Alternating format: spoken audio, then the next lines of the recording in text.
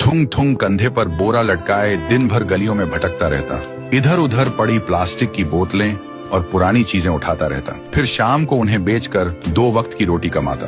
थुंग थुंग अपनी बीवी और बच्चे के साथ एक टूटी हुई झोपड़ी में रहता था। गरीबी इतनी थी कि कभी कभी नमक रोटी भी नसीब नहीं होती थी। भूख मिटाने के लिए पेड़ों के पत्तों का सहारा लेना पड़ता।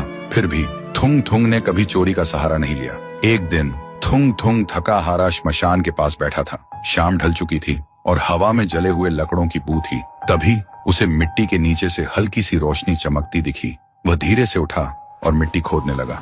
कुछ ही देर में उसे जमीन के अंदर से एक पुराना सा लोहे का घंटी वाला दिया मिला। जैसे ही उसने उसे उठाया, एक भारी आवाज गूंजी, जो भी इस दिए को जगाएगा उसकी हर इच्छा पूरी होगी, लेकिन बदले में उसकी सबसे प्यारी चीज चली जाएगी। थुंग थुंग का दिल जोर जोर से धड़कने लगा। वह मन ही मन सोचने लगा, सबसे प्यारी चीज मतलब क्या? वह घर लौटा और बीवी को सब बताया। बीवी ने ध्यान से सुना। उसकी आंखों में डर भी था और थोड़ी सी उम्मीद भी। फिर बोली, 3 दिन से बच्चा भूखा है, क्यों ना पहले खाना मांग ले। थुंग थुंग ने कांपते हाथों से दिया जलाया और धीरे से बोला, हे दिए, मेरे भूखे बच्चे के लिए अनाज दे दो, बस पेट भर खाना दे दो। अचानक पूरी झोपड़ी अनाज और रोटियों से भर गई। बीवी खुशी से रो पड़ी। लेकिन उसी रात थुंग थुंग ने देखा उसका बच्चा चुपचाप कोने में बैठा है और उसे पहचान नहीं रहा। सुबह तक बेटा उसका नाम भूल चुका था। थुंग थुंग टूट गया, लेकिन घर में अनाज था और भूख खत्म हो चुकी थी। उसने खुद को समझाया, बाद में बच्चे का इलाज करवा लूंगा। फिर उसने सोचा, एक और बार इस्तेमाल कर लेता हूँ। इस बार उसने मांगा, हे दिए, पक्का मकान और दुकान दे दो। पलक झपकते ही टूटी झोपड़ी की जगह एक सुंदर पक्का घर बन गया और बगल में भरी हुई दुकान खड़ी थी।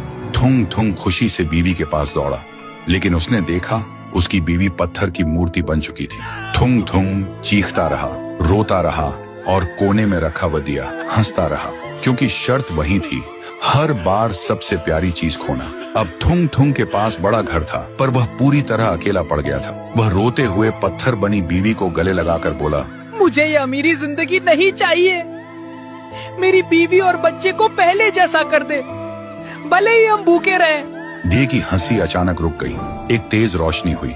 जब रोशनी हटी, न पक्का घर था न अनाज का ढेर। फिर वही पुरानी टूटी हुई झोपड़ी थी, लेकिन सामने उसका बच्चा खेल रहा था और बीवी मुस्कुरा रही थी। थुंग थुंग ने सुकून की सांस ली और उस मनहूस दिए को वापस श्मशान ले जाकर मिट्टी में हमेशा हमेशा के लिए दफना दिया।